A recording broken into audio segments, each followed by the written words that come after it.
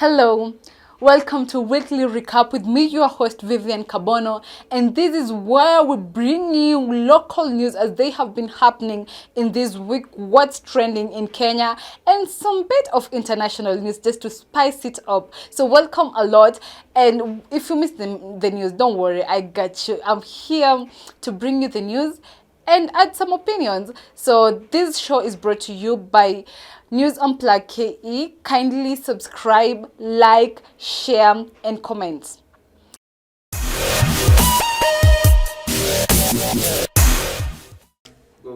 Today we will be starting with Nyeri County, where there was the death of a son of a Nyeri tycoon. Sometime back, he died in September. He died in 2021, and the case has been going on. So the father, who is Stephen Wangondo, passed when the case was still continuing, and he was the main alleged suspect.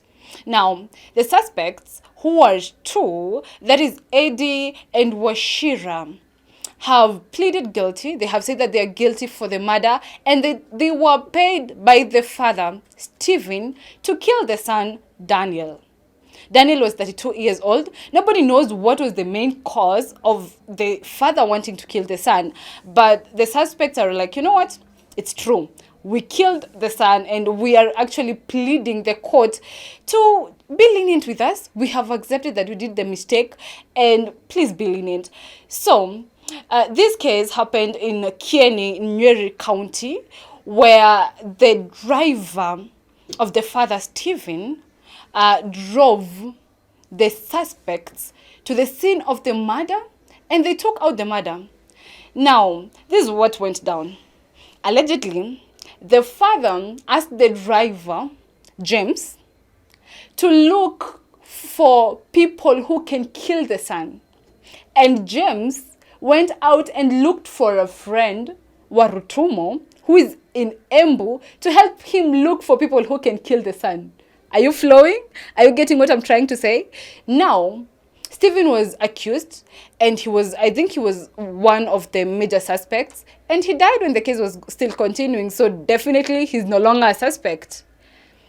So Warutumo was also into the case, and he was also in the court together with James, because they were involved in the murder somehow.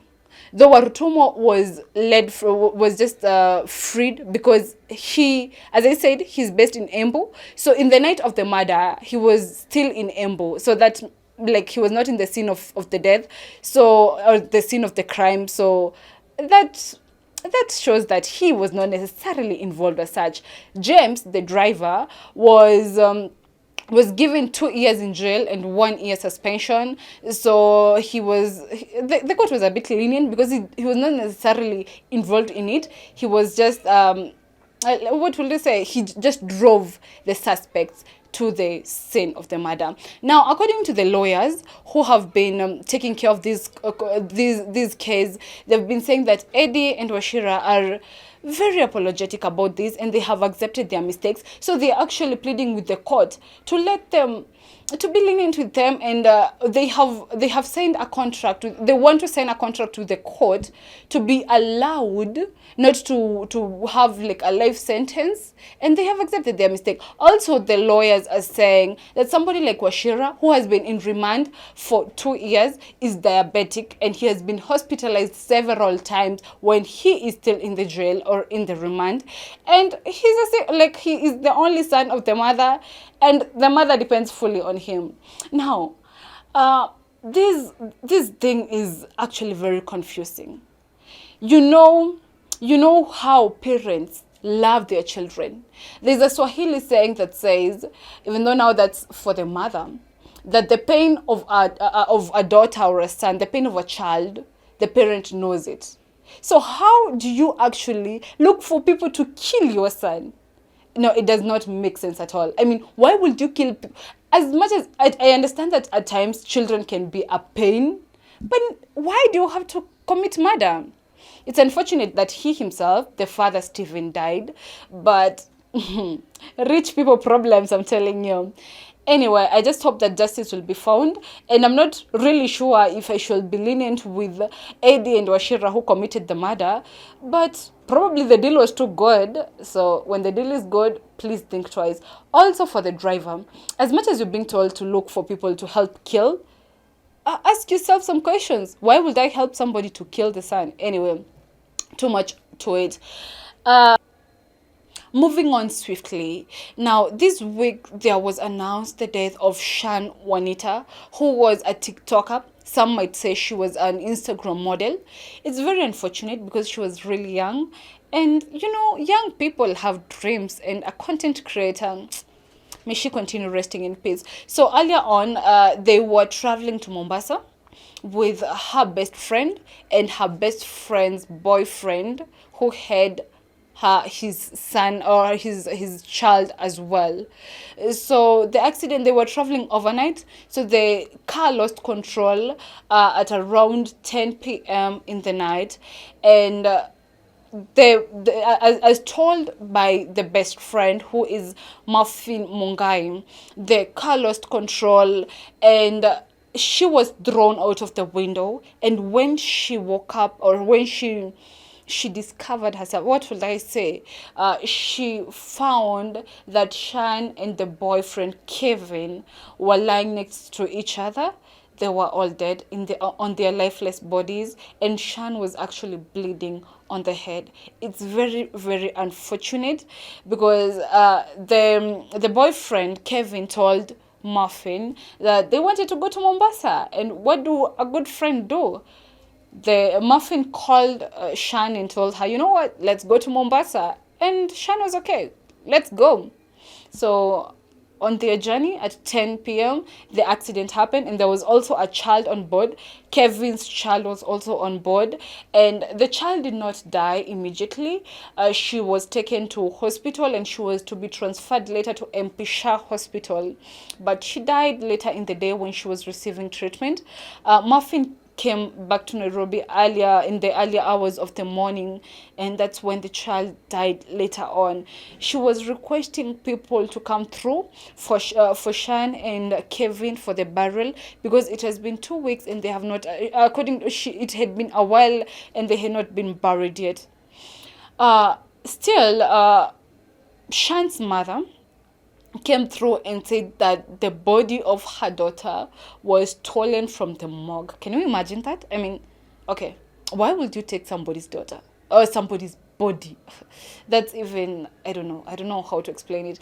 So she was saying that the body was stolen, and as much as there was some disagreements with the family, she wants her daughter, because the siblings and the mother herself had not seen the Shan's body after her death. So, you know, with death, releasing, like seeing your beloved one in that state helps you to accept that it is true, she's no longer there. So when you do not, and that's why burials are very important, and viewing of the body. So it's very unfortunate. I just pray that she was saying that she's not going to come out of the morgue until she has her daughter's body, and I actually understand. So may Shan's body be found, and may they, especially for Muffin, I can imagine. Can you imagine losing a boyfriend, the boyfriend's daughter, the boyfriend's child, and your best friend at the same time? And it is traumatizing for her. So I pray that God may give her comfort, and that she may just be okay with it, because it's honestly, it's such a tragedy, and it's actually traumatizing. There was an accident that happened at Kajiado in Mailitisa, Namanga, where 5 were killed and 5 died and 3 got injured. So this accident happened after a private car crashed into a motorcycle which was ferrying 2 passengers. So, according to the sub-county commander, Elema, this accident happened and the car crashed, or it crashed head-on with the with the motorcycle, and the passengers on the private vehicle, 3 died on the spot, and 2 died while they were having, or when they were being treated at the Namanga hospital. So the bodies of those who died were taken to Kajiado Referral Hospital morgue, and may they continue resting in peace. So the boda boda rider and his passengers, they were really injured, and they have been getting the treatment. They were taken immediately to the hospital, though the ones who were on the private car, none of them survived. So there was alcohol bottles which were found in the scene of the accident. So allegedly, the driver of the private car was intoxicated, and it's very sad that all of them died. Can you imagine? All of them, like literally, those who were on the car died. And we're told that we should actually don't drink and drive. Don't even drink and use a machine. I understand drinking, some people take it as fun, but do not drive after drinking, because can you imagine, it's 5 souls or 5 lives that have just gone like that after a party or after a good moment. So it's okay to drink if you want to, but kindly, can you have measures on how you will get back home? You know, probably take a cab, or have a designated driver who is very sober, because now the driver who was intoxicated, may he continue resting in peace, but now he has also injured the boda rider and the passengers. So let's really be very careful after drinking. Just use a cab, or I don't know, or use a boda, or just look for a person to drive you home, but don't drink and drive. Let's be safe, buckle up, put on your seatbelts, and be sober while driving. Suicide. Oh God. Anyway, this week there was Strathmore student, 22 years old, Basil Mbogwa, who committed suicide at the Syokimau area. So he went to the rooftop, 5th floor, at the Gateway Mall in Syokimau, Machakos County, it must be, and he jumped from the rooftop. Allegedly, he was alone with nobody, and there was no suicide note, so nobody knows about why he had to kill himself. Just the other day, I was having a conversation with the senior counselor, Karatina University, and she was telling me that cases of suicide in the universities are becoming very rampant. It seems that our young people, especially comrades, as we like to call them, are really suffering in silence. Also, there was a book that I was reading, and just like depression, suicide is not a one-time thing. You do not just wake up and say, I'm going to kill myself. Suicide is a process. For you to commit suicide, you must have thought about it a lot. I mean, for you to come to a conclusion that you are not worth to live anymore, you have to have thought about it and being like, okay, now let me commit suicide. So I really, Strathmore University, I can say that was a very intelligent person. So I do not know why Basil, 22 years only, decided to take his life, but I don't know. We really need to spread mental health awareness to our people out here, especially comrades. My heart cries for the comrades.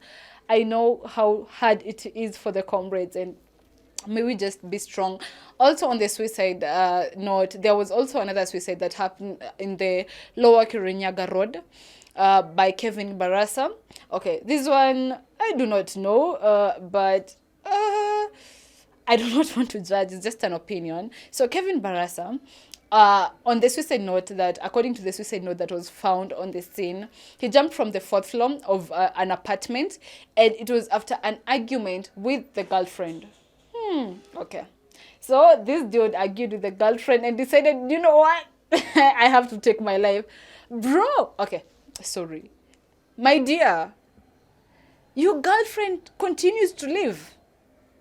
Your girlfriend's parents are not sad. She's still there. She's going to find another man.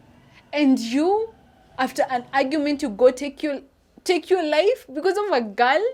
I am a girl myself, and I know that love is very deep. But why do you have to take your life? I understand you might be depressed, but depression is something that you can, it's just like a disease, and you can be medicated and you'll be good, or you can go for therapy. It's okay to be stressed once in a while, but taking a life, no, please, no. Not because of a relationship, no matter how much you love this person. You know what? We have to learn self-love. Self-love is knowing that it's you who comes first, not anybody else. So, Baraza, oh God. But honestly, this also shows how much we, just about the mental health awareness, how easily we take things into heart, and how we can make very bad decisions in a minute, very impaired judgments in a minute. So, my dear, trust you me, dear viewer, the world is a better place with you in it. And no matter how bad you feel, no matter how bad life might be, life is better with you in it. And life is good, life is beautiful, no matter what you're facing currently. Now, on the same note, so there's this Bunyala, is it? Yeah, Bunyala West MCA, who raped a 14-year-old child. What? How do you rape a 14-year-old child? Okay, sometimes politicians, they have power, right? And whether you're a politician or a man, why rape? There are a lot of women out here and some are even offering to give themselves freely. So why do you have to go rape a child, honestly? Actually, according to the prosecutor, she was like, you know what? We cannot release him on bail because this is a man who has influence. So when he's out there, he will definitely use influence to just scrub it off, and 2 days later, nothing. I mean, the case is just scrubbed off and it's history. Honestly, rape is something so bad, and we are not supposed, like, rape is not even a topic of discussion. So I just hope that justice is found for that, for the 14-year-old child. And let me tell you, rape is something so traumatizing, especially when you are young. So this child may grow to be very traumatized, so I just hope that justice is found, honestly. On the same issue, there was also this Migori woman, Celestine, who she's 28-year-old. So she is allegedly the main suspect of the murder of the murder of the husband, who is James, 32 years old, who was killed by 3 armed robbers who had guns and some weapons, some crude weapons, and they were waiting for him when he was trying to access his homestead. So Celestine is the main suspect, because the robbers seemed to be waiting for the man, yet just around the homestead. So I do not know why such a young woman, 28 is young, honestly, 28 is young woman, decided to, but she's alleged, according to the court, they say that a person is not proved guilty, a person is innocent until proved otherwise. So I will not say she's guilty, but may they find justice for James. And, they say that every news is bad news. No, I'm actually happy. Just in Migori also, there's this man who decided to take a vasectomy so that he can help the wife with, the wife was having complications with family planning, and he was like, my dear, let me do the vasectomy for you. You do not have to use the family planning anymore. This is actually the mother. The wife is actually a mother of 6, so that's good. I mean, I feel like you do not necessarily have to use vasectomy if you're not okay with it, but it is good when also a man takes family planning option. Yes, it's not solely, family planning is not only for the woman. It's good. We are both giving birth. It's not only the woman who gives birth. So siring children is a collaborative thing. So it's okay when both of us take the take the initiative. crossing over internationally. So Nelson Mandela's granddaughter, Zoleka Mandela, died this week. She died at the age of 43 years. So Zoleka was born in 9th April 1980, and she was the granddaughter of Nelson Mandela and his second wife, Winnie Mandela. So Zoleka was known for being a very outspoken writer, and she was an advocate for good health, like a healthy lifestyle, as well as fighting stigma against cancer. She herself was having cancer, and she had cancer of the hip, the lung, the pelvis, the spinal cord, and the brain. So you can imagine that she was really having a hard fight. So she was admitted into hospital on Monday 18th September, and she died on Monday after a week, Monday, September 25th September. So the the family spokesman spoke on Tuesday morning, and through the Nelson Mandela Foundation, they were really passing their condolences to the family, and also saying that it is a very big tragedy for them losing such a good soul. May she continue resting in peace. And just like they say in South Africa, they saying Hamba, was it Hamba Kale? Yeah, Hamba Kale, Zoleka, we will miss you and we will definitely remember you. So it was a hard fight. May you continue resting in peace, dear Zoleka. Now crossing over to the seas, so I'm finishing off with a high note, and I am so happy for women who are empowered. So moving on to Mexico City, or do they call it Mexico? I hear that X is silent. I do not know, but moving on. So there is the Queen of Tequila. She's so Queen of Tequila, and she is from the Mexican city, and she's called Meli Barajas. Yeah, I hope I got the name right. Meli Barajas, who runs a tequila company, and the company is called the Legend of Mexico, and in their language they will call it Leyendas. I don't know if I will get my spelling correct. Leyenda de Mexico, something of the sort. Yeah. So as she tells her story, she started this journey in tequila 20 years ago, when she was around 20 years, and she was into her journey into fashion and design. So she was having a conversation with her late father, and the father told her that he wanted to have some tequila, and she was like, why not? The father was, as she says, the father was Prince Charming. The father was everything for her. So that's how she started her journey into the tequila industry. And when she was getting it, people thought that she will not be successful. In fact, they were giving her 6 months and the business, she will be out of business. Because, tequila industry is an industry dominated by male. And when she was getting into the industry, it was not only a male-dominated industry, but those who were into the industry were people whose ancestors were into the field. So like it was just these people were just continuing a hierarchy or just a family business. Like you find your great grandfather was into the business, and then your grandfather was into the business, and then your father, and then you. So you definitely have experience because you grew up in the tequila industry. So the organization or the company, the tequila company, is actually run by women. Not to be a feminist, because she says that when she started interviewing people, coincidentally, only women showed up. So it's run by women, and the process starts with her. She never thought that she could be actually going to the farm and planting, what's the name for it? The agave plant? Yeah, agave. It must be agave, or I don't know how to spell it, but it's agave. So they plant agave, like the Mexican soil is good for plantations. It's fertile. So they plant rows and rows of the agave plant, the blue agave plant. And when it matures, the large bulb of agave plant weighs around 55 pounds.